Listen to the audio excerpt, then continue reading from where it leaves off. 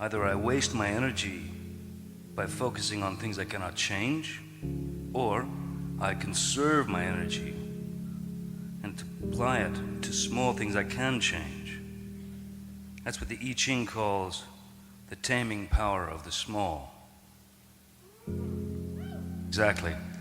Every great victory is made up of many smaller victories. Yeah, I think satisfaction, total and utter satisfaction with your work, I think it's death for an actor.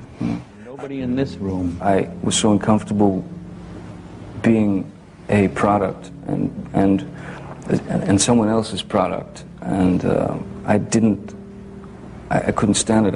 It was claustrophobic. Mm-hmm. So I swore to myself that I wouldn't. I would choose my own path, and I wouldn't deviate in any way. And if I failed, but I tried, and I figured I could always, go back to, playing guitar or pumping gas or something.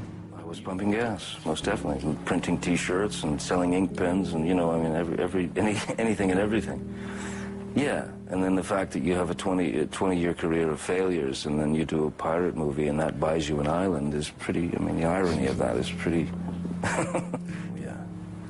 But there was a guy who I worked with many years ago, and we were talking about success and money and all that stuff. And he told me this one thing. He said, money doesn't change anybody. Money reveals them. Same thing with success. And I believe that, wholeheartedly. I think I've been revealed. I don't think I haven't changed.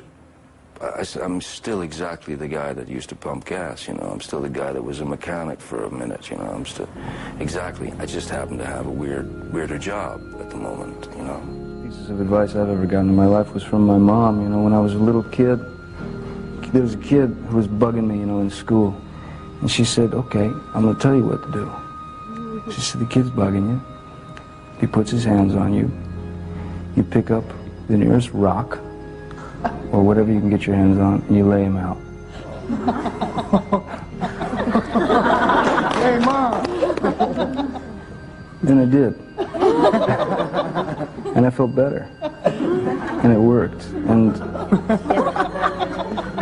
so, for me, that was a great lesson, because someone had invaded my space, invaded my being, and I was doing something against me that I didn't want to be done, so I took control of the situation and I ran with it. And many years later, after being, turned into a product, by a very huge corporation that had their hands all over me, and I couldn't escape it, I promised myself that I would continue to move forward and